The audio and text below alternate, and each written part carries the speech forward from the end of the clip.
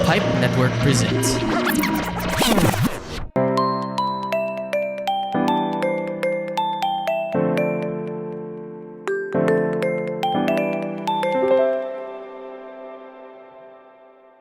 Hello everyone! Welcome here on Rewind at Throwback Podcast kung saan nagkikintuhan pa rin tayo ng ating mga favorite TV, movie, and anything pop culture at anything sa mga buhay natin from the past. And we are celebrating International Women's Month this March.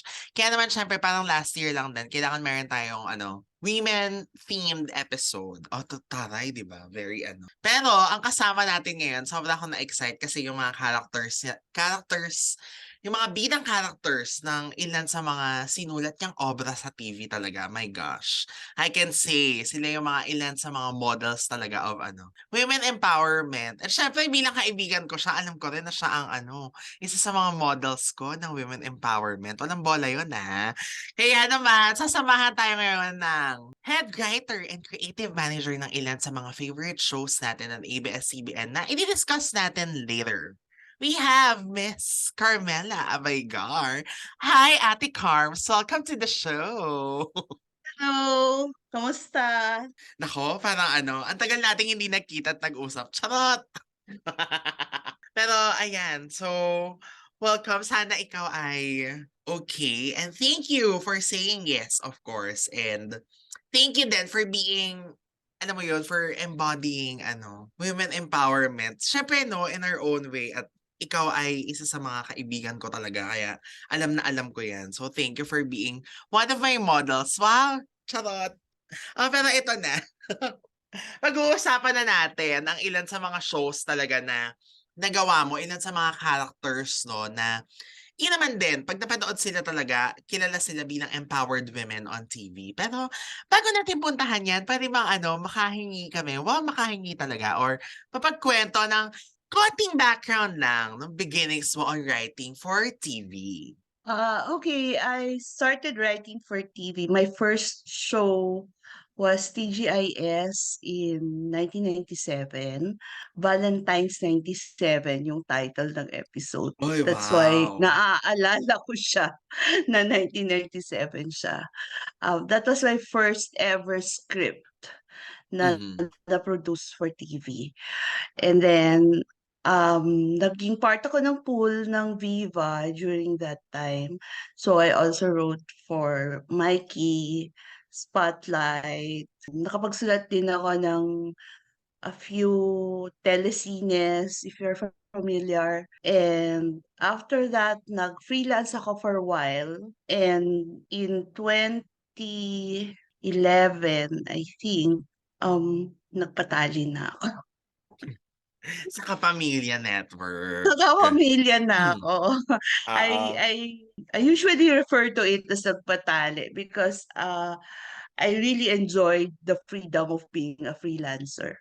Mhm. So, kung meron ng legalities and all that, I have to be really sure Mhm. dun sa engagement na papasukan ko.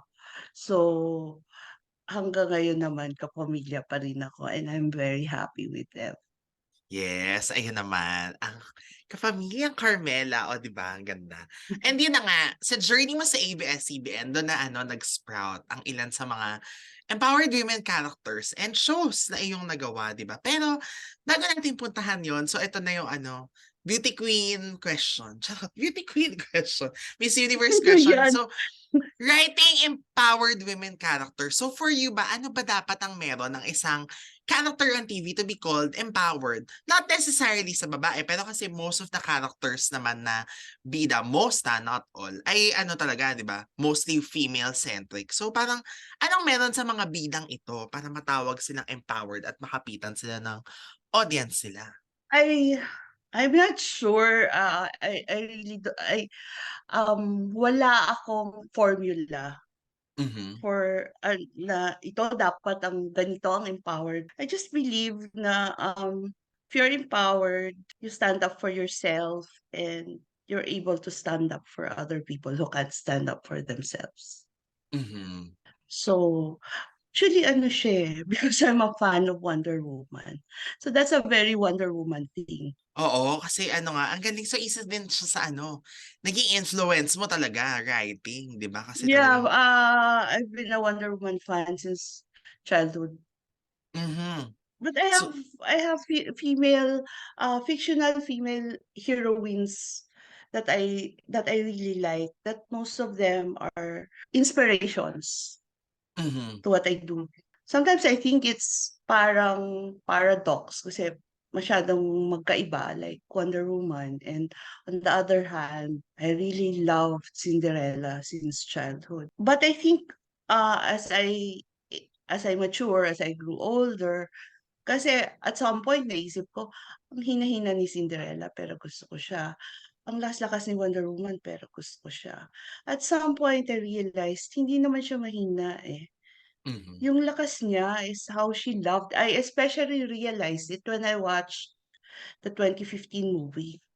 Yung 2015, the live action remake. Kasi yung favorite ko yung cartoons. Oo. So yung live action remake, when I watch it in the movies, ano, pinanood ko siya ng as in first showing of the first day. So dun nagkaroon ako ng sort of, I feel like I was enlightened na hindi siya mahina. Si Cinderella is not mahina. Just because inaapi siya doesn't mean na mahina siya. So, yun na at nag-manifest naman yun sa ilan nga sa mga ano. I think ano kasi they are really my inspirations eh. So, Mhm. even ano, I don't know if it's serendipity or synchronicity or kasi my first handwriting job is very similar to Cinderella. Yeah. Yung original content, kasi remake din yung first handwriting job ko. Ang original niya is very similar to Cinderella. Si Mhm. Annalisa, she had a wicked stepmother.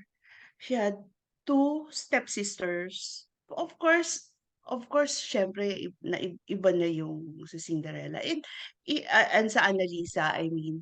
Sa Annalisa, when we created Annalisa, parang meron kaming agreement or somebody, I don't remember who, if it's Tatang, Sarili, Oo. or directed, or me, I don't really remember who. But we all agreed that the inspiration for this Annalisa is actually the Drew Barrymore movie, Cinderella movie ni Drew Barrymore, which is Hmm. Ever After. Uh-huh. So a lot of the elements sa Annalisa were really inspired by that Drew Barrymore movie. Ako, personally, sobrang favorite ko yung eksena sa Drew Barrymore movie na yon. Binigay siya ng stepmother niya sa isang pinagkakautangang lalaki. This is very teleserye. Oo. Pinagkakautangang lalaki, siya ang pinambayad. Mhm. Oh my. Okey. Siya ang pinambayad dun. So, she's hostage na para siyang naging alila. Nag na Nalila siya, gusto siya nung lalaki, gusto siyang iharas, hinaharas siya, gusto siyang molestyahin. Pinaka-favorite ko eksena na she saved herself from that Mhm. predicament. So, she saved herself from that predicament. Nakatakas siya because of her sword fighting skills. So, very different siya na Cinderella, 'di ba? Yes. Yung sword fighting skills niya, and then palabas na siya dun sa parang castle or palasyo nung baron or whatever na lalaking yon. Palabas na siya, and then eto parating yung Prince Charming, si Prince, parating siya, nakakabayo, tapos, "What are you doing here?" Sabi ni Drew Barrymore. "I came here to save you. I came here to save you." Eh, hindi na kailangan kasi na-save na niya Oo, yung na-save na sarili niya. niya. Correct. Ay, ang ganda. Um, Oh. so that was an inspiration kasi, yun ang naalala ko. Siyempre medyo mahaba kasing tinakbo ng Annalisa, eh. So Yes. oo. At the beginning ganito si Annalisa, inspired kami sa Drew Barrymore movie na yun that she fights for, people who can't fight for themselves. Si Drew Barrymore, she fought for the health na inaapi. So, ganon si Annalisa. She Oo. was fighting for the kids na inaapi. She was fighting Correct. for the kids na inaapi ng mga bullies sa community nila. So, it's not na she's a doormat. Hindi siya doormat na she's just taking everything. Lumalaban siya. As long as nasa tama siya. She knows that na tama yung ginagawa niya. So, some plot along the way, we started May 27, yung pilot episode. Yes.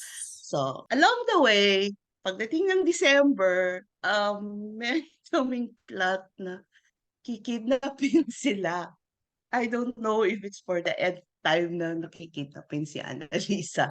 But, kasi maybe pa lang siya, kinidnap na nga siya. Diba? So Oo. anyway, kinidnap sila ni Santa Claus na si McCoy. Parang doon ko talaga inano na hindi. No adult should save them. They should save themselves. The children should save themselves at si Annalisa ang magli-leader sa kanila.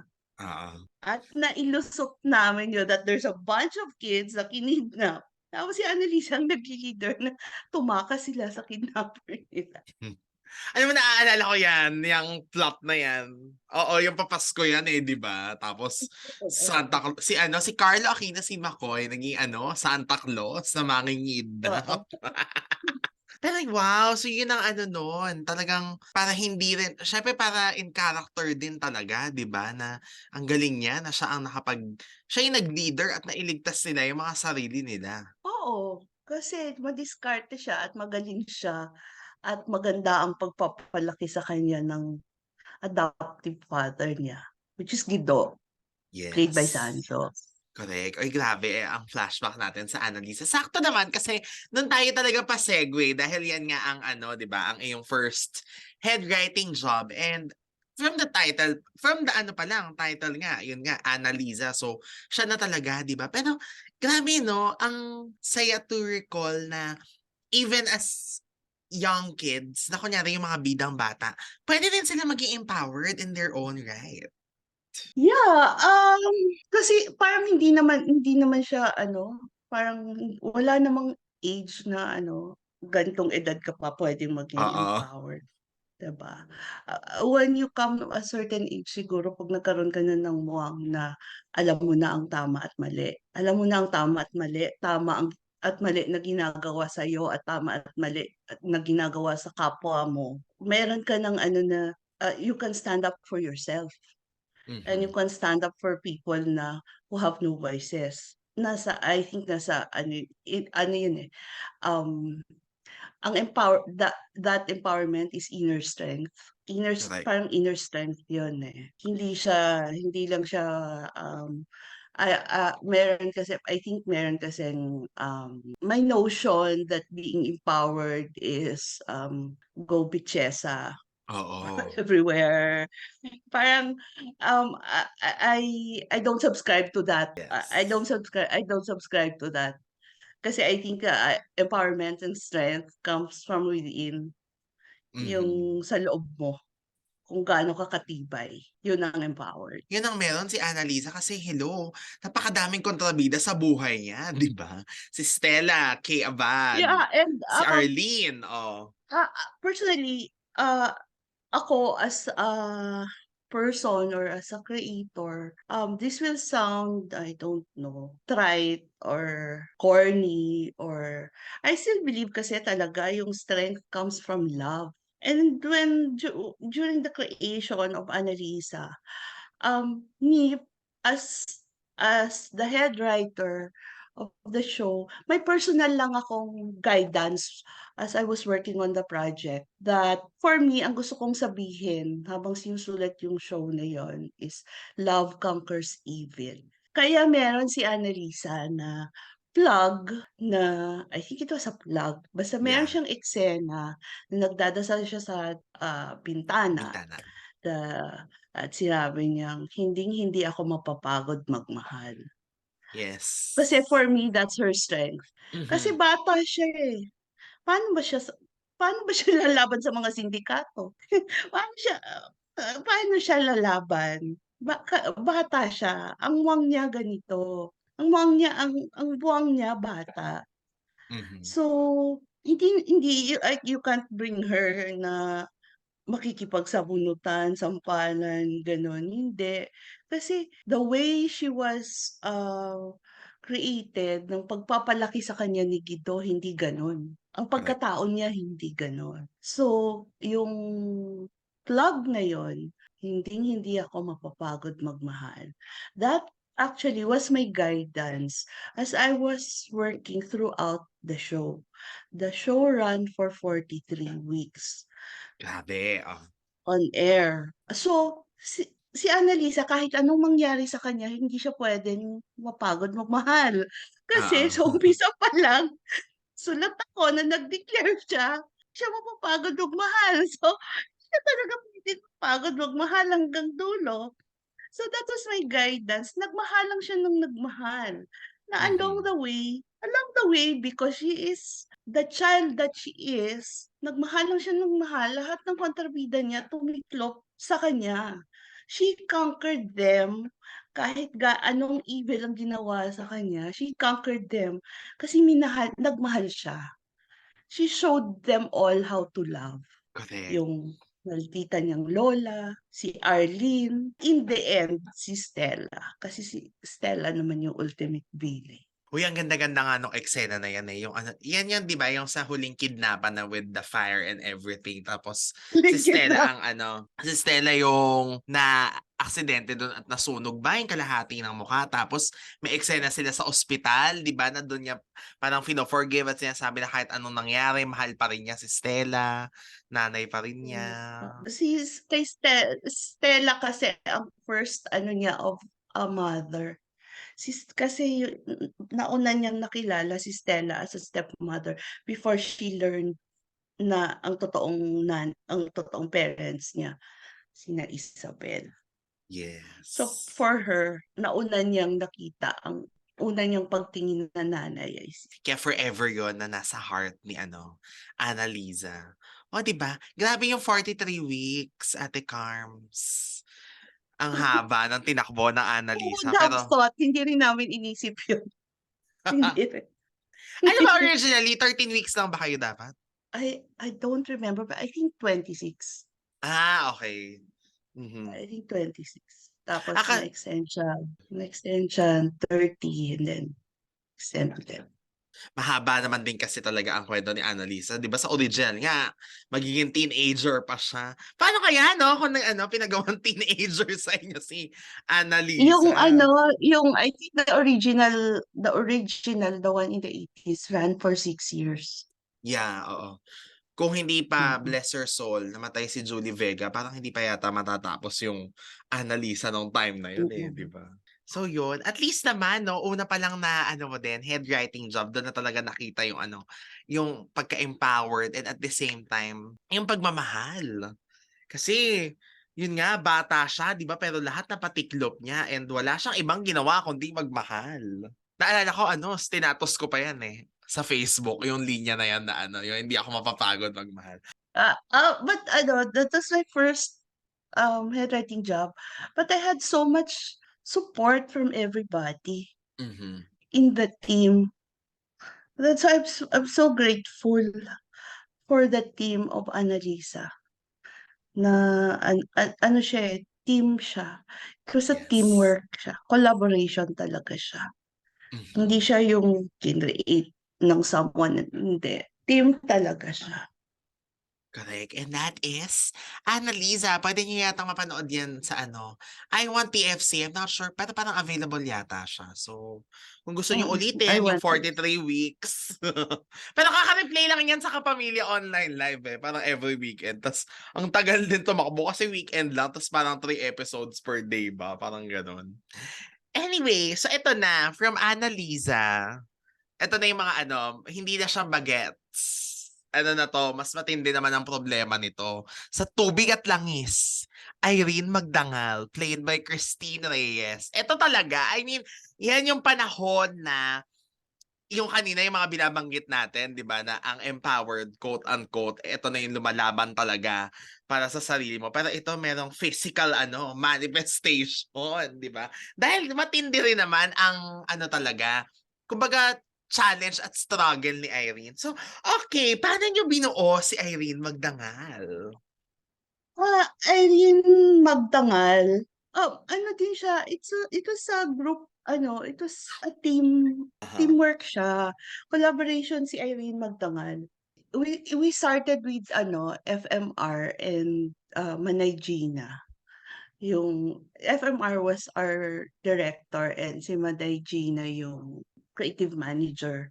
I was head writer. Mhm. Yon, we started kasi si Irene, yung strength niya hindi yun lumabas kaagad. I mean yung strength na yung nakikipaglaban. Oo. Hindi siya hindi yun agad, hindi yung first week nakikipaglaban na siya. Hindi. Pinakita yun how much she endured. Anong na-endure niya sa life niya. Ano yung tiniis niya. Ano yung hopes and dreams niya. Ano yung sinugal niya because she loved this man. And in-endure niya sa family ng lalaking to. Pero nagstay siya because of that love, because faithful siya sa asawa niya. Mm. Sinugal niya kasi yung heart niya, eh. Si Irene Magdangal started as, a single mother kasi naloko na siya. And then bumalik or nagkita sila ulit nung high school sweetheart niya yata, Oo, high school si sweetheart. high school sweetheart niya, si Sanjo. And then while she loved him, she resisted kasi ayaw na niyang masaktan ulit. Mhm. Pero nung sumugal siya kasi he proved his love for her. Sumugal siya at binigay niya yung puso niya. Pinaglaban niya yung love na yon kahit na napi din siya doon, sa house nung in-laws niya. Hindi siya hindi she didn't take it sitting down, hindi siya doormat. Oo. Lumalaban siya lumalaban siya pero nasa lugar. Hindi niya binabastos, pero pinaglalaban niya yung sarili niya. Eh, nung dumating na nga Mm. yung challenge sa marriage nila, tiniis pa rin niya yun kahit nasaktan siya, eh. Tiniis pa rin niya yun. Pero nung sinasadya ng basagin yung Oo. buhay niya, dun na siya nag-jujitsu sa beach. Gusto ko yung jiu-jitsu sa beach. Oh my. Pero yung actually ba ang unang-unang eksena na nag-viral kasi sa Tubig at Langis, yung confrontation ni Dion tsaka ni Christine, ni Irene. Tas si Dion is Yung Lucy, yung tinola ba 'to? oo, yung tinola na eksena. Parang doon kasi siya unang may pag-physical na laban, 'di ba? Na parang Na na-gets ko rin naman. Parang yun yung parang nag-connect nga siya talaga dun sa sinasabi mo kanina na kapagka yung hindi siya lumalaban pero pagka inano na siya, nasa tama. Kasi dun lang siya unang pumatol, eh. kasi, Tubigat Lang is ano siya, it's really about marriage. It's really about marriage. Ano yung pinagdadaanan ng mag-asawa kasi may in-laws, society, expectation sa isang babae. Ang issue kasi nilang dalawa ang issue talaga nung marriage nila nun is that while she had a child from a previous relationship, silang dalawa na mahal nila ang isa't isa, biologically hindi sila magkaanak. So hindi nagtutugma, Kaya Tubig at Langis. kaya Tubig at Langis. Biologically hindi sila nagtutugma. And for a moment of weakness, yung husband spent a night with a woman na gustong-gusto siya and nabuntis niya yung babaeng yon. Yun yung Mm. kwento nun. So, ang kasalanan ng asawa niya ay isang gabi, hindi relasyon. So, kailangan ang ang strength ni Irene is that she has to accept, or hindi naman has to, but ang challenge niya is tatanggapin ba niya yung asawa niya na may anak sa ibang babae. Pero paano niya, may anak sa ibang babae yung asawa niya, siya may anak sa ibang lalaki in the past. Pero Mm. silang dalawa, hindi puwedeng magkaanak. Nabigay ng babaeng yon ang ultimate dream nung asawa niya. Ultimate dream kasi ng husband niya ang maging tatay. So, Kaya nga ano, nagpapakatatay dun hmm, sa anak niya. yes, So, yun. nabigay nung other woman yung ultimate dream nung asawa niya. So, can you imagine the pain that she has to go through? The pain that she has to go through. At the same time, she has to be a good mother to the son. Na ano, bitbit niya yung anak niya into this marriage, eh. Hindi, buti sana kung siya lang. Bitbit niya yung anak niya into this marriage. So, medyo masalimutin yung kwentong yon. Oo. Si Natoy kasi is repentant kasi ang mahal talaga niya si Irene. When she realized na siya talaga ang mahal ng asawa niya at pinaglalaban siya ng asawa niya, so makikipaglaban din siya. Paglalaban din.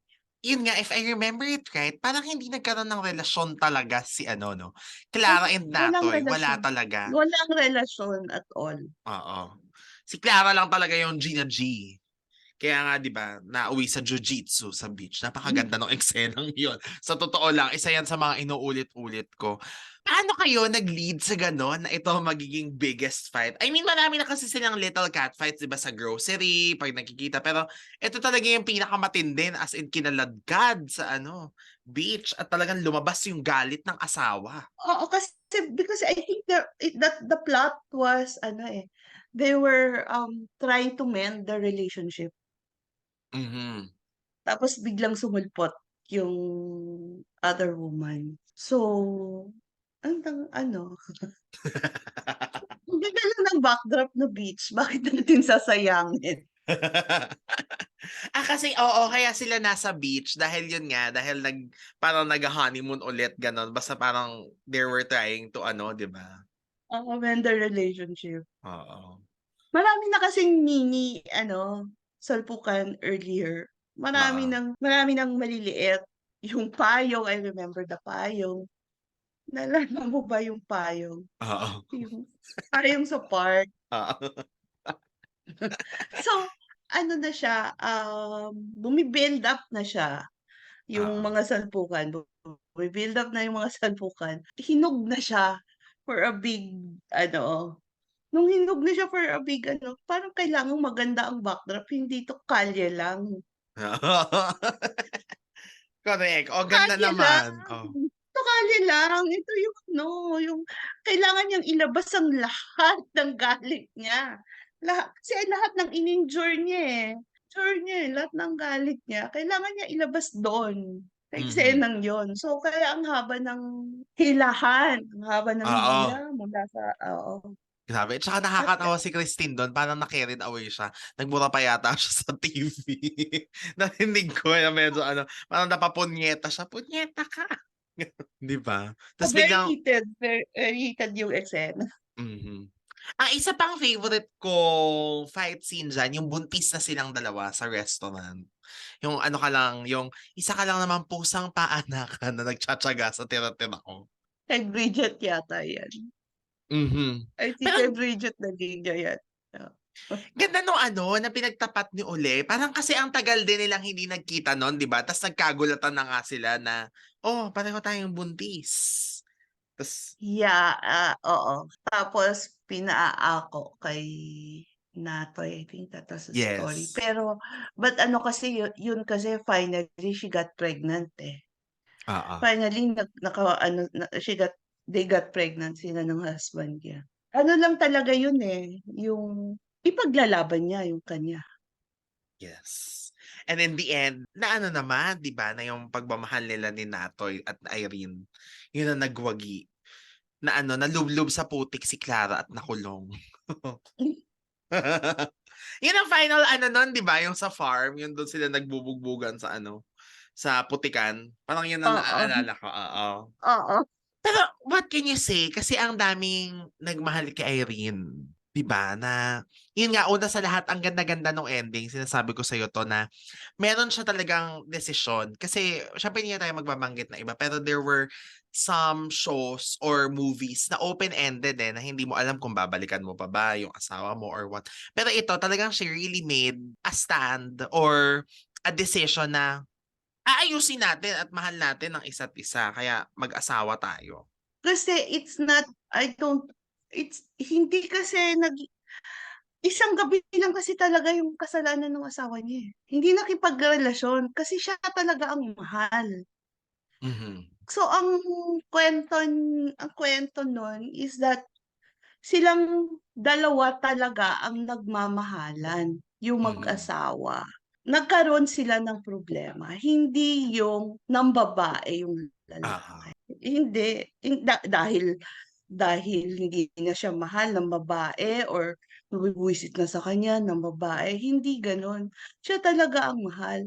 Personally, while I was working on that project, may na-encounter kasi ako before at that time. May na-encounter ako sa, I think, Facebook, na isang post about yung Japanese art of something, na yung pottery, yung basag na yung basag na pot, 'pag pinagdikit-dikit mo using gold, it becomes more beautiful. So, personally ako nung while I was working on that project, gano'n ang tingin ko sa marriage nila. Nabasag, ang daming bitak-bitak, ang daming basag, pero pilit nilang binubuo because of their love for each other and their family. And that love is gold. That's why their life becomes more beautiful kahit nagbasag-basag na. Ayun ang I was ano, yun yung at the back of my head yun while I Oo. was working on the project. Yun, so in the end, siya ang nag-alaga nung anak ni Natoy dun sa nakulong na other woman, 'di ba? And nag-renew sila ng vows. Kasi Yes. nag-renew sila ng vows. Kasi hindi kasi siya salbaheng tao. Inosente kasi yung bata. Anak din yun ng asawa niya. That Mhm. child is part of her husband. So kung Yes. salbahe siyang tao, edi itapon lang niya yung bata. Happy family lang tayo dito. Oo. Pero hindi yun ang core ni Irene. Oo. And even then, dun sa ending, kahit nag-renew sila ng vows, we know, hopefully the audience knows na mahirap yon for her. Mahirap yon for her, pero gagawin niya yon. Can you imagine how much strength that takes for a woman na palalakihin mo yung anak ng asawa mo sa ibang babae kasi hindi mo naman matapon yung bata. Wala naman Correct. siyang kasalanan. Kasi alam naman niya yun eh, bilang mabuting tao. And that is the story of Irene in Tubig at Langis. Ang ganda na doon lumabas yung niya, strength talaga, no? Sa pinagdaan ng pagsubok ng marriage. And yun nga, actually, ang gusto ko din yung ginawa niyang backstory niya na yung papasok siya doon sa relasyon na meron ng anak, single mother siya, di ba? Parang talagang Mhm. doon pa na makikita mo na kung saan nanggagaling yung strength ng babaeng to na, my gosh, even in her past, kung ano-ano na nangyari sa kanya tapos gano'n. So, 'yun si Irene. Nakatindig pa rin siya. Correct, nakatindig pa rin. Eto na, sa ating pagbabalik, pag-uusapan na natin ang talaga namang pinag-usapang empowered women na hanggang ngayon pinag-uusapan dahil umiere sa Netflix. So, malalaman niyo kung sino siya at lahat pa ng kwento about the other characters with Ate Carms here on Rewind, a throwback podcast station, and we'll be right back. Mainit na diskusyonan, Masarap na kwentuhan, malinamnam na usapan, at nakakagising na balitaktakan. parang kape lang. My name is Jeff. And I'm Weya Angeline Join us in our conversations at Coffee na Lang Dear Podcast.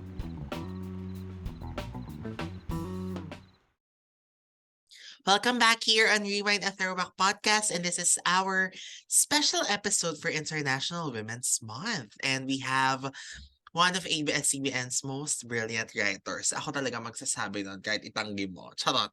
Miss Carmela Abaygar. Eto na. Naiya na ako. Eto na, isa to talaga sa ano, kumbaga, siguro, yun nga, if talagang pinanood mo naman and during that time, no, isa siya talaga sa regarded as one of the most empowered women characters on TV. Sa sobrang dami ng pinagdaanan niya and she was able to rise above everything. At ito ang tinatawag nating, charot, sa sample lang ko sana eh. Ako, si Lily Cruz. Si Lily Cruz ng Wildflower.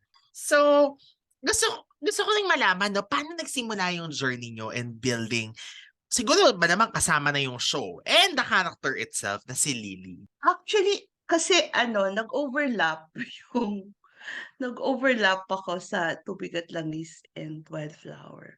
Mhm. They were already working on Wildflower. Nasa Tubig at Langis pa ako. Mhm. So, nung nagfi-finale na ang nagfi-finale, during the finale week of Tubig at Langis, parang pinatawag na ako para tumalon na ako sa another project, which Oo. is iba pa yung ano niya noon. Iba, hindi pa siya Wildflower. Basta iba yung working title niya noon. And then, Naaalala ko, pero okay. wag na nating ichika.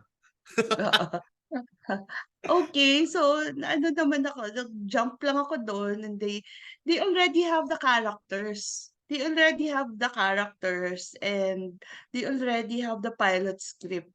Ah!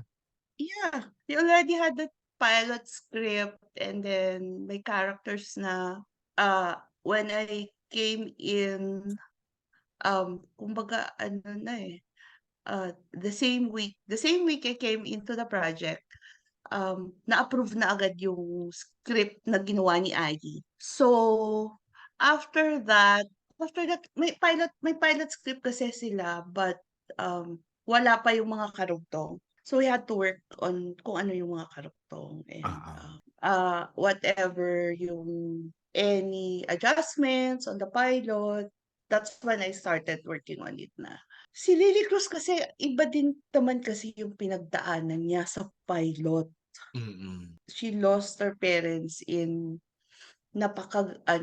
violente ng Mhm. ng pagkawala ng mga magulang niya sa kanya.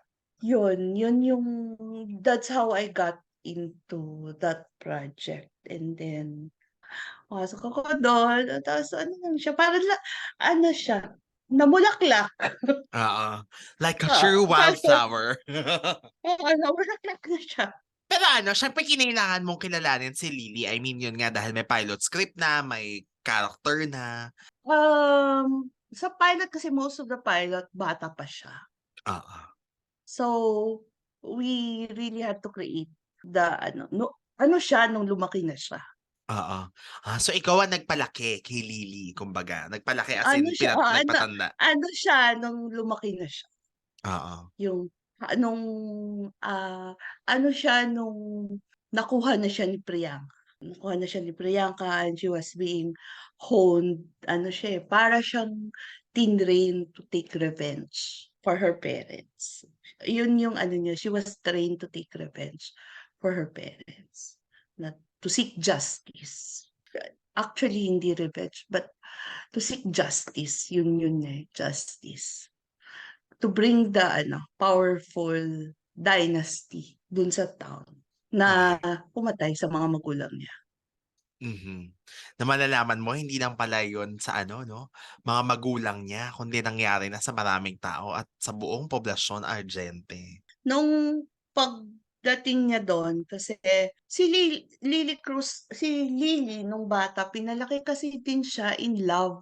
And parents niya, yung mother niya, tsaka yung father niya, parehong they speak their minds. Oo. When there is injustice, they stand for the truth. They stand for what is right. Yun yung mga magulang niya. Paul lawyer yung father niya, tapos teacher yung nanay niya. So, dun niya nakuha yun. As Mm. a child, dun sa script. As a child, dun niya nakuha yun. So, nasa loob niya yun. yun. I remember this kasi ang galing ni Cyril dun sa eksena. I remember this, yung eksenang umiiyak siya sa mementos, yung picture yata nung nanay niya or kasi nakuha na siya ni Priyanka, umiiyak siya. Tapos kinuha ni Priyanka, I think.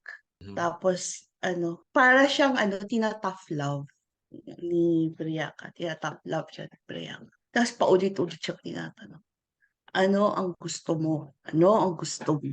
Gusto ko ng hustisya para sa nanay at tatay ko. Hindi kita marinig hanggang sa bumuo yung loob niya. Gusto ko ng hustisya para sa nanay at tatay ko. Siyempre, hindi siya maarte. Katulad ni Cyril, galing-galing ni Cyril doon. Yung conviction ng bata na gusto niya ng hustisya para sa nanay at tatay. So, it comes to babalik tayo dun sa hindi yun sa bata o matanda. Sa core mo yun yung strength mo. Yung strength mo at saka yung drive mo. Gusto niya ng hustisya para sa nanay at tatay niya. So you would say, Yun. isa yan sa favorite empowered moments mo ni Lily, yung eksena na yan. Oo, ni Lily Cruz, oo. Kasi at turning point niya yun Oo. After that, kasi na siya niyakap na niya yung pag-train sa kanya. Pag-train sa kanya, how to be, pag-train sa kanya na sa education niya, how to be sophisticated, how to, kasi sa kanya iniwan yung sa kanya iniwan yung yaman. Sa kanya iniwan yung yaman. So, tinrain siya to be worthy of that, na, of what, na yung ano ibibikwit sa kanya, ano yung papamana sa kanya. She was trying to be worthy of that na hindi yang lang niya isa-squander. Kasi nung naging Lily Cruz na siya, nung matanda na siya, simahan na siya, pinalago niya Yes. Napalago niya kasi magaling siya. Inalagaan niya yung binigay sa kanya. Na 'di ba, yun nga yung pagkakakilala sa kanya, yung isa sa mga pinakamayayamang real estate, ganon-ganon. Kaya gusto siyang gatasan ng mga argente. Pero mo, bago pumunta doon, ang isa sa mga favorite ko eksena ni Lily nung lumaki na siya, napakasimple lang nito pero ramdam na ramdam ko yung character, was yung nasa office, nagwo-work pa siya for Priyanka, tapos merong babae doon na hinaharas, tapos parang she came to the rescue. Ang Oo. ang ganda-ganda Yeah, nun I kasi parang remember that. I think I remember that pero very hazy na for me. I think something like sinabihan niya yata yung babae na you have to oo, learn how to fight for yourself. yes. Kasi paano kung hindi ako dumating? Oo, correct. Na parang yun yung siya sa'kin, yung siyempre yung nag-template niya was Cyril's moment, 'di ba? Pero nung tumanda na, nung naging maha na siya, yun yung naging yung parang unang, yung patikim na, itong babaeng 'to. Kumbaga ito ang beginning ng haharapin niya. Ito yung parang Mm. guiding niya. Ang lakas niya, 'di ba? Ang lakas niya, tutulungan kita, pero girl, Oo. matuto ka ha, kasi paano kung walang tutulong sa'yo? Niya pinas niya yung strength to the other woman. Oo. So yun na, hanggang sa siya ay naging, of course, si Ivy Aguas na. Grabe si Ivy Aguas din. Yung ang ganda-ganda pag sinasabing Ivy Aguas. Tapos ang dami niyang no? Ang dami ring hinarap. Imagine kasi, dun sa mga past shows na nabanggit natin, hindi naman ito buong pamilya at powerful yung kontrabida mo, di ba? Yung parang level na ng yung matatakot ka pag hinarap mo, ganong level. Tapos mag-isa lang siya. Mm. Pumapasok siya sa mansion nila nung mag-isa lang siya. Every time she enters that mansion, she's entering the lion's den. Kaya yun din, kasi yun nga, pinanonood namin ulit sa bahay dito sa Netflix, since nasa Netflix na yung Wildflower, and hanga-hanga kami kasi ang talino ni Ivy/Lily, ang ganda na ganon yung ginawa nyo. Kasi parang tama naman, tapos na tayo dun sa mga bida na hahayaan lang ang mga selves nila na maape or something. Ito talaga, kasi hindi lang siya matapang, matalino siya. Kasi may mga eksena, di ba, na ginagamit yung utak talaga. Yun ang kasi parang yun yung na she prepared for this. From that time na nag-siren siya, merong yun defining moment yun Si Cyril, tinitrain ng martial arts, naka-fuchsia na blouse, na shirt, na naging maha. Ganon katagal ang training niya. She Oo. was trained to do this. So, alam niya kung gaano ka-ruthless ang family na 'to. 'Pag pumapasok siya diyan and she gets caught, alam niya kung anong mangyayari sa kanya. So, dapat pupunta ka sa giyera, prepared ka, 'di ba? Oo. Ano na namang pupunta siya ng hindi. For me, ano lang yun talaga na parang hindi ka puwedeng sumugod ng wala kang armas or Oo. wala kang strategy or wala kang ano. But si Lily as Ivy Aguas, yung grand plan niya is to take down the family. Find the proof that they killed her parents, bring them to justice. Yun yung original plan niya. She found that somewhere along the way, nahanap niya yon. Nahanap niya yung proof. Not admissible to court, pero nahanap niya. I think yun. May mga eksenang nag-i-investigate siya dun sa loob Oo. ng bahay. But the thing is, tao kasi siya, si Lily. Tao kasi siya. So, hindi naman siya yung, sige, hindi siya AI. Hindi siya AI. This is my target. Itong gagawin ko. Hindi. Tao kasi siya. Nung bumalik siya doon, hello, Poblacion Argente, I'm back. Favorite ko rin yun. Favorite ko rin yun. Yun yung may Eksena pagtanggal doon. masimahan ng shades tas with the Yes! windmills. Oo. Super favorite ko yun. As per script, lahat yon. Pati yung car. That's Oo. how I really imagined it in my head. Nung sinusulat ko siya. Dadating siya, convertible car, hair flying. Parang ang ano niya, oh my God, I'm back. Ganon. Anyway, ang powerful lang niya dun. Oo. Anyway, Yun. yun na nga. Ganon siya. Yun ang binalik niya. Yun yung eksenang yun. I'm powerful. I'll take you down. Ganon siya, Oo. di ba? Chesa Yes. siya, di ba? Nung dumating na siya doon, nakilala niya yung mga tao. And she realizes, yung mga tao, nakita niya ulit yung childhood friend niya, si Diego. Nakita niya the farmers na almost na naging nagpalaki na kay Diego. And how the Argentes, paano nila inaapi itong mga farmers na 'to. Yun na nga yung kung anong ginagawa sa mga magulang, ginagawa pa rin nila hanggang ngayon sa mas maraming tao. They're still using their power. Mas marami na sila ngayon dahil lahat na, hindi lang si Emilia, hindi lang si Julio. Ngayon may Arnaldo na, tapos meron pa yung tatay ni Arnaldo. Si Yun. Raul. Parang na silang isang network na talaga sila ng evildoers na nang aapi ng isang buong town. Oo. So she has to stand up for the town na hindi lang yung magulang niya, parang biglang lumaki. Oo. Yung parang lumaki yung pagbabawian niya ng justice. At doon na nagsimula ang kanyang journey lalo to hindi na lang para sa Oh, kanya. hindi na self-serving yung ano niya. Hindi na self-serving. So lahat ng kamalditahan niya, lahat ng camp in the show, yung cake, yung all Yung that, megaphone. yung megaphone, Hoy, alam mo favorite ko all yung that. eksena na yan I think kay RBO na idea yun. Yung Oo. megaphone. If I'm not mistaken. Yun. Hindi na siya for herself lang. Oo. Parang hindi na siya, lumaki na siya. And she knows na hindi siya yung para na, hindi, kukunin ko lang yung justice for myself, bahala na kayo dyan sa buhay niyo. Hindi, kasi hindi naman siya gano'n pinalaki eh. Oo. Pau lawyer nga yung tatay niya eh. 'Di ba, gano'n. So, yung compassion Yes. Oo nga, yun ang word. yung compassion for yun na nga, yung to stand up for those who can't stand up for themselves, to be the voice of the voiceless. It's parang similar din siya dun kay Irene eh.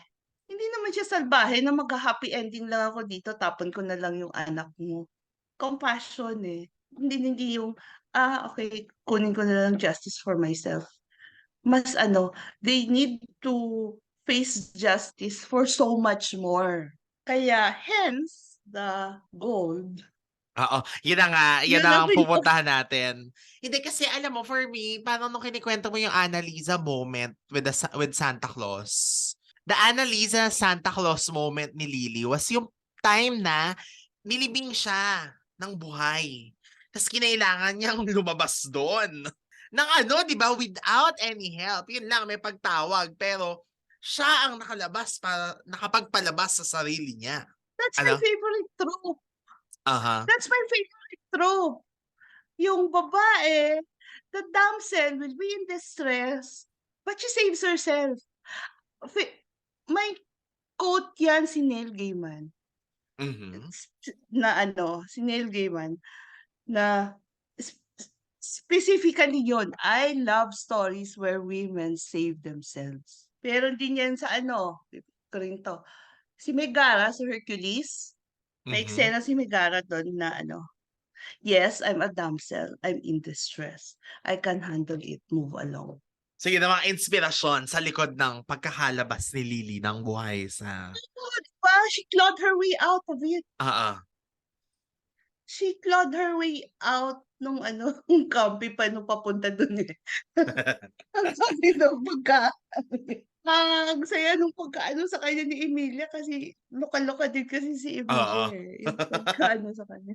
Pero gusto ko yung minulto niya si Emilia. Ano ba yun? Matanong ko nga sa'yo, siya ba talaga yung nagmulto doon? Or yung parang nagmulto-multuhan doon? O imagination na lang yun ni Emilia dahil nakokonsensya siya sa nangyari? Imagination. Oo, imagination. Kasi mamamatay tao eh. Charot. Hanggang sa ito na, of course, long live Lily. Gold. Black is out. Gold is in. Enough yung eksena na yan. Siyempre kailangan grand ang comeback niya. But sino nag-isip that it will be in gold? And with all the RSV. hagdan. I love it. Si RSV. Si RSV yun. Yes. RSV is Director Ruel Bayani, the business unit head of Wildflower. And Tubigat Langis and Annalisa. Yes. He's my business unit head. He was my business unit head for the longest time. Mhm. Kay RSV yun, yung black is out, gold is in. And just like gold, I am indestructible. That whole Masaya. thing. Writing that scene sa script na bababa sa hagdan, may palaglag ng mga lily flower petals, di ba? Oo. Production na yun. Aha. That's why it's really a team. Team talaga siya eh. It really takes a village. Oo. It really takes a village to build a show like this. Kasi hindi naman isang utak lang. Hindi siya isang utak lang. Hindi siya isang creative lang. The endeavor, talaga siya. Patchwork siya kasi everybody pitches in. Yeah. I didn't even, nung when I watched it. Kasi, yun eh. In my head, when we were doing the script, okay, there's a stage, there are rappelling ninjas, and then biglang sa spotlight, dumating siya. Tapos yun, maglilinya siya. Just like gold. Ayun, kasi naka-gold gown siya. Pero, hindi ko expect yung mga fireworks. Fireworks. Surprise for me also. Yun. Pero yung lily, yung flowers, nasa script yun. Mhm. Kasi yun na yung sign eh, di ba na, oops, you know who's coming back. Tapos yung dance niya yun, siya rin yun eh, di ba? Yung sumayaw. Oo. That naman yun ni RBO.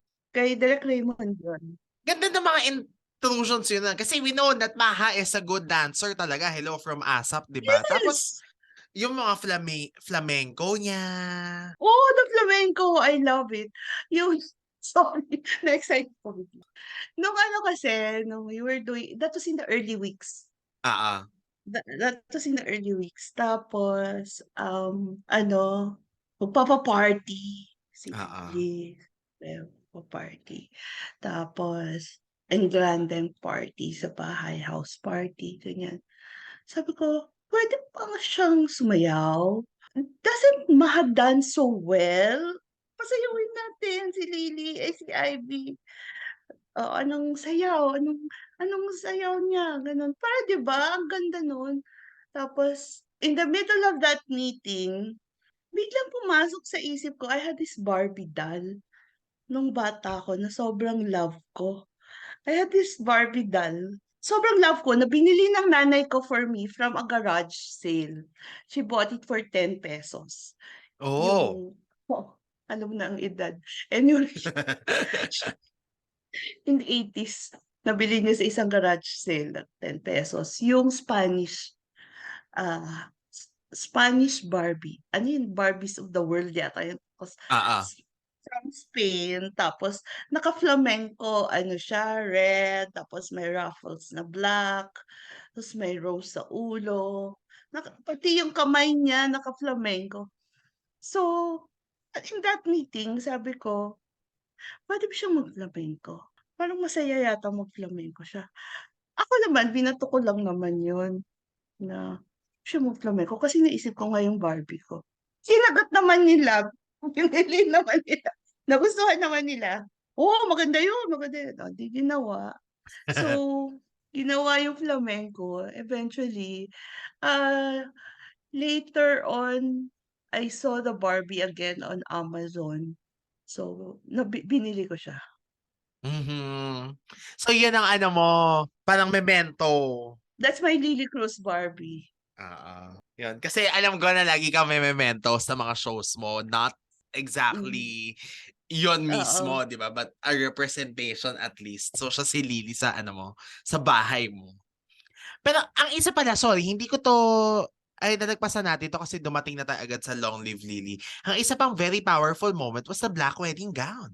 It was also Direk Ruel. Mhm. That was Direk Ruel's idea. But the ano talaga, yung, ganun naman talaga yung plot, but the black wedding gown was Oo. Direk Ruel's idea. And I have to be honest, at first hindi ko siya ma-reconcile talaga. Hindi ko ma-reconcile yung black wedding gown. I was, at that time, head writer ako. Mm. Sir Willie yung ano. And I kept asking, talaga bang mag-black wedding gown siya? Oo, black daw eh. Okay. Tapos, sabi lang niya, I think sabi ni RSB, lagyan mo ng linya why she's wearing black. Mhm. So, nilagyan ko ng linya why she's wearing black.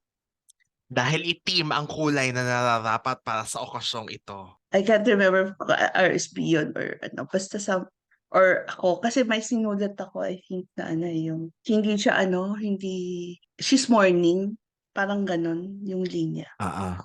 My gosh. Grabe, no? Ang dami ring yung pagka kasi, yung strength ni Lily is makikita mo sa nuances, sa linya, at saka sa din, yan, sa mga damit, sa kulay. So parang nandun na talaga. It takes a village eh. Oo. Nuances will have to be Maha. Nuances because she's brilliant and embrace niya yung character. She's brilliant as an actor. Yung linya, syempre, sa script. And the whole Oo. production. Sina Miss Yes. Maru. Whole production kasi they really gave it. Binigay talaga nila. Binigay talaga nila yung nagrarapel. Oo. Lilis, the major centennial 100th anniversary ng mga parada. Oo. So it also helps, of course, na sa isang show, you understood the assignment, di ba? What you have to Yes. deliver. And parang lahat kayo sa Wildflower, alam na si Lily Cruz ay isang empowered woman na, anong tawag dito? Yun yung Sumigaw hinihingi niya. doon na empowered siya. Oo. Yung hostisya, kailangan niya Pero syempre with flair. Kaya nandun na naka-gold at naka-black na gown. Oo, naka-gold and black. Meron pa siyang ibang mga gown. Red. Red yung last, di ba? Meron ibang gown. may ano yun eh, green, green, Green. tapos na black. Ano. It's ano, even with ano, yung mga pananamit niya, Aha. not in the big scenes ha. Yes. Yung yung mga everyday, nasa opisina siya, at work, at play, yung pananamit niya ang ano siya, empowered. Oo. Empowered siya kasi it exudes kasi how much she knows herself at ano ang kakayahan niya. Oo. Alam niya kasi self-aware siya kasi ito ang kaya kong gawin. Ito ako. So hindi lang naman sa damit yun eh. Sa pagdadala din yun. Which dinala ni Maha.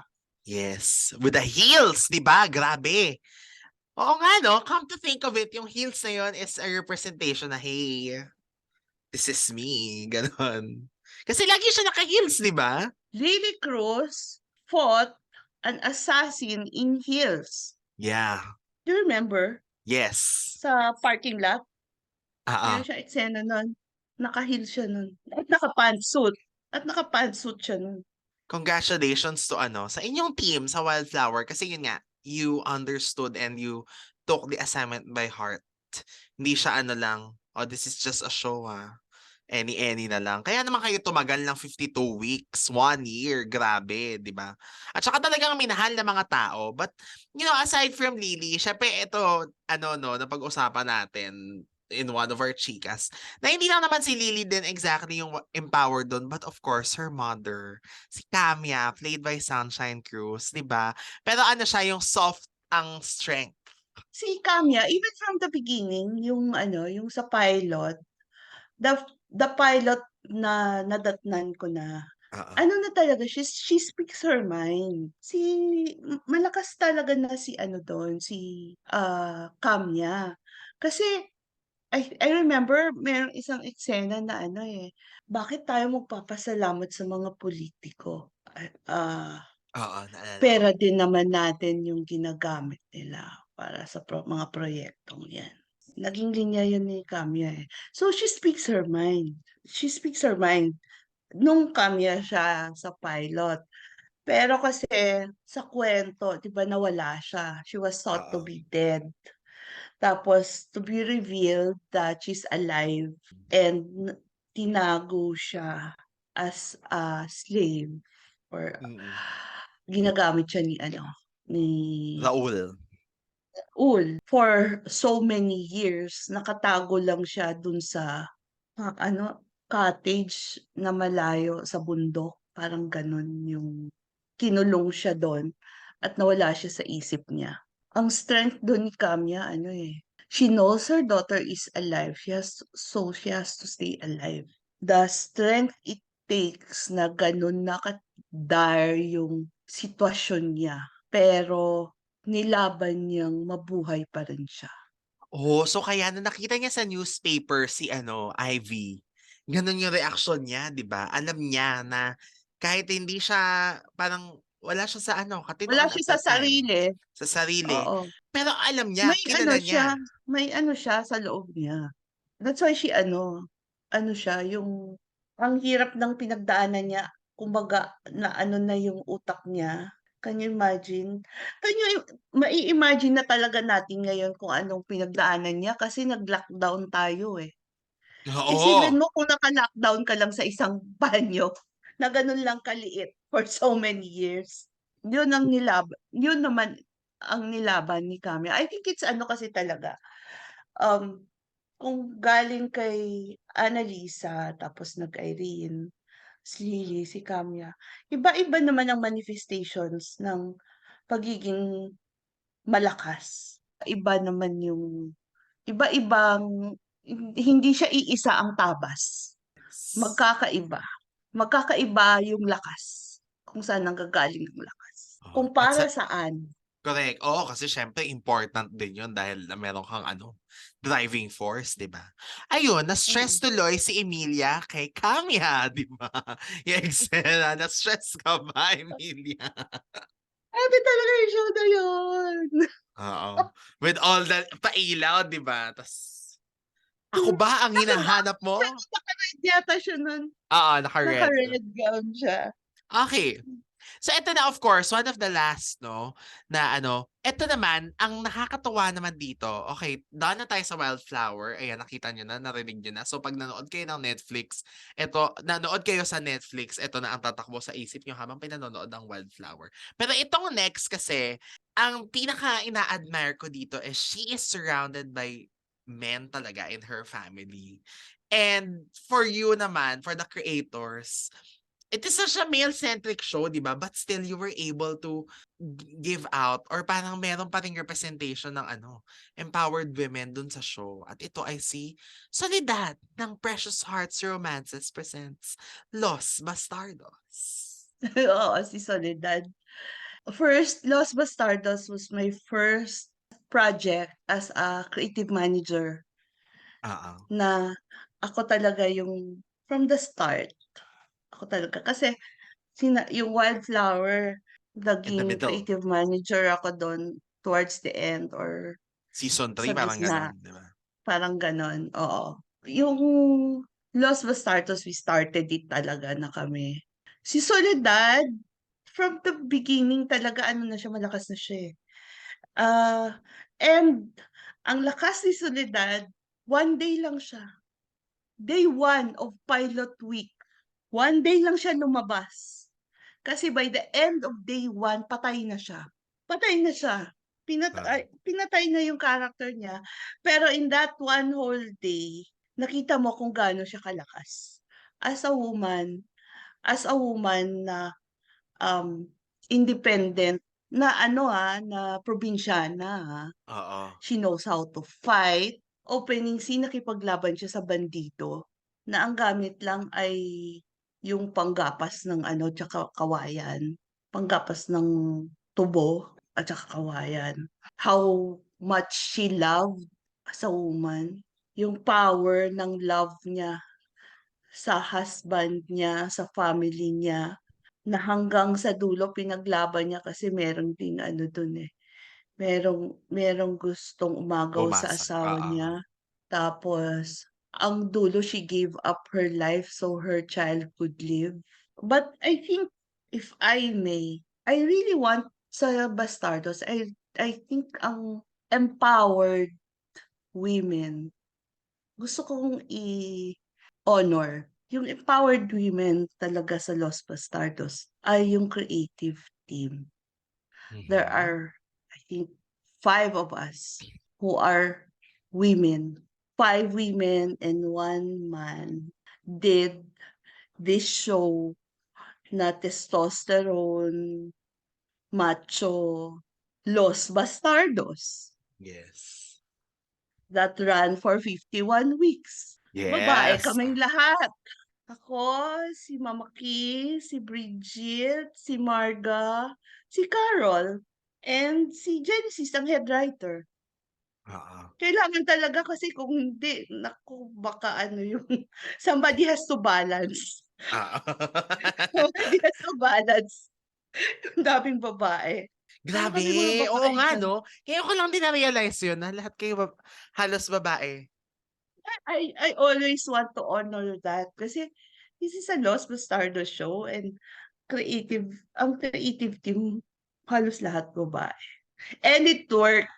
Yes, it did. Hello, hindi naman tatagal ng 51 weeks if it did not work. Diba? It worked naman. So, ano pa rin kasi, love pa rin kasi. Yes. Umikot pa rin kasi sa family, the way they love each other, yon. And si Soledad, kung bumalik siya, ano pa rin siya eh. Anchor din kasi siya ni Roman. Si Soledad, anchor siya ni Roman. Tinanggap niya lahat ng mga bastardo ni Roman na. Oo. Tinanggap niya lahat ng mga bastardo ni Roman. Sa love niya for Roman. Sa love niya for Roman kasi alam niya si Roman. Roman kasi is, dun sa story, Roman is the first bastardo. He himself is a bastardo. Mhm. That's why nung nagkaroon siya ng mga bastardos, ayaw niyang maranasan nila yung feeling niya that unwanted siya. So kahit mga bastardo yung mga anak niya, he wanted them to feel wanted. He wanted them to be a family. So si Soledad, si Soledad binigay yun kay Roman kasi can you imagine kung si Soledad ayaw? Yes. Ay, ayoko Oo. niyan. Sabihin ni Soledad, Wala na. ayoko niyan. Wala na, walay na. But the Correct. thing kasi is ganun din kalaki yung pagmamahal niya kay Roman. So, mahal niya lahat ng ito. 'Di ba? Lahat ng mga Pamilya sila bastardo. yung ending Oo. Yung ending pati yung mga asawa ng mga anak ni Roman, they were one big Yes. happy family. Uy, nakakamiss naman yung Los Bastardos. Pinanood ko ending niya na. I think twice. Big lang. Isa nung mismong airing kasi parang hindi ko ata nasimulan. Tapos ni-replay ko kasi nga hindi ko pa siya nabuo. So, Mahaba din kasi siya. yun. O, ito na lang ang last question, of course. Now, what do you love most about writing these women characters talaga na ang anchor is love? Diba? Kasi mostly, yun ang parang, yeah, ang common sa kanila lahat is they're all empowered women. But why are they empowered? Dahil sa pagmamahal, di ba? Pagmamahal sa pamilya, sa asawa, sa taong bayan. Recently kasi we've been going to these classes and one of the classes parang na-discuss yung nagkaroon ng discussion that you can only really put out what you have inside. Ma yung output mo, hindi ka naman makakapagbigay ng wala ka eh. Oh, that's So, true. hindi mo naman mabibigay yung wala ka, yung hindi mo pinaniniwalaan. I think yun yung sa 'pag nagsusulat or for me, yung mga characters, Annalisa, si Irene, si Lily, si Ivy, for me they're real. Puwede kasi silang maging totoong tao sila with real emotions, yung nararamdaman. Para siyang si Annalisa yung parang yung anak lang nung yung parang anak-anakan lang diyan nung binibilhan mo ng karne sa palengke. Puwede siyang maging gano'n. Si Irene puwede siya yung maging kapitbahay mo, yung dumadaan diyan sa'yo 'pag pumapasok siya dumadaan sa bahay mo 'pag pumapasok siya sa trabaho. 'Di ba parang si si Lily can be somebody na tinitingala mo sa bayan ninyo if you live in a small town. So Yes. parang I like writing, parang ang joy ko talaga is oh my God, ang hirap niyang sagutin without ayoko kasi yung ayoko nagbubuhat ng bangko. But or mag-sound preachy or pero, it should say something. Parang for me, this is a confession. Nung natapos ang Annalisa, I used to say, "Puwede na akong mamatay." Kasi nagawa ko na yung gusto kong gawin. Nagawa ko na yung feeling ko dapat ginagawa ko. A Mhm. lot of mothers at that time used to say, "Sana anak ko katulad ni Annalisa." Mhm. So, it should affect hopefully, it should affect people.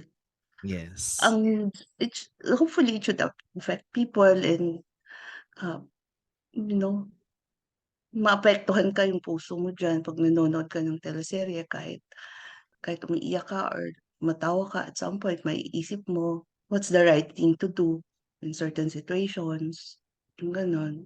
There's joy for me, there's joy in that na you touch hearts kahit hindi tayo nagkikita or hindi ko sila kilala or hindi nila ako kilala or there's joy, na, it was broadcasted somewhere out there in the universe, somebody saw it and that's why, yung sinasabi ko dati, puwede na akong mamatay after nung Annalisa. Mhm. Kasi yun talaga ang gusto ko yung natapos lang ang show, nagmahal lang siya. Tapos lang yung show, nagmahal lang siya. Naku, so ikaw pala ang real life Lily Cruz na nag-umpisa lang na mag-work for biglang nagkaroon na ng bigger mission. Oh, 'di ba? Ha?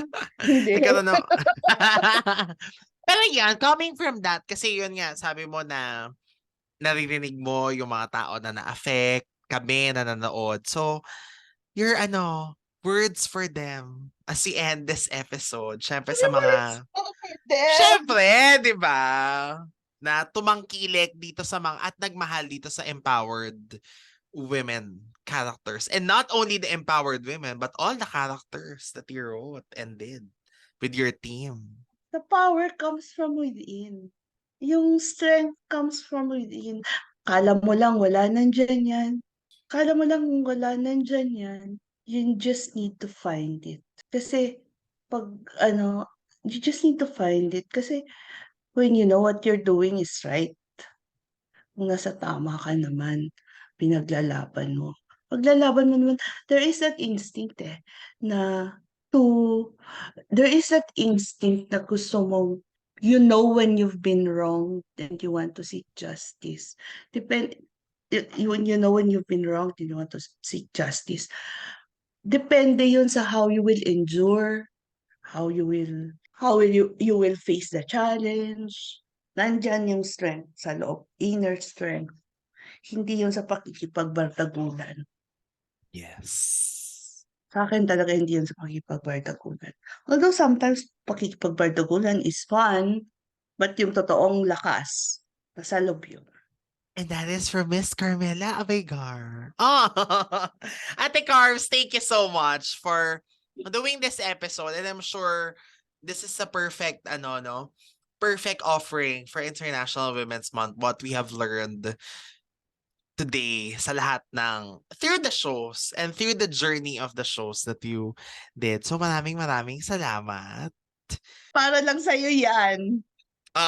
Grabe, napa-oo kita. Yan ang salamat, napa-oo kita. Pero 'di ba, ang dami naman nating na-impart na message. And of course, to everyone, sa lahat ng women listeners natin, no? And sa lahat na nakikinig, we would like to greet you all a happy International Women's Month or Happy International Women's Day kung kailan nyo pinakikinggan ito. And let us all stay empowered. At tandaan natin na yun nga, the power comes from within.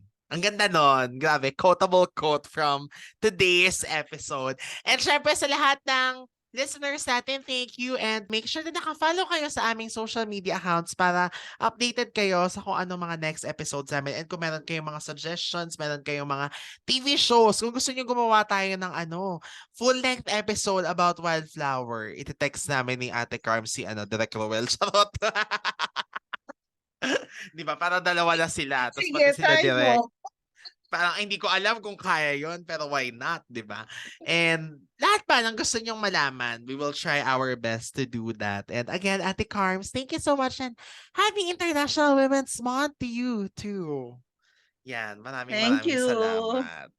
Yan, and this has been Rewind a Throwback Podcast by everyone and have a great wine night sa inyong lahat.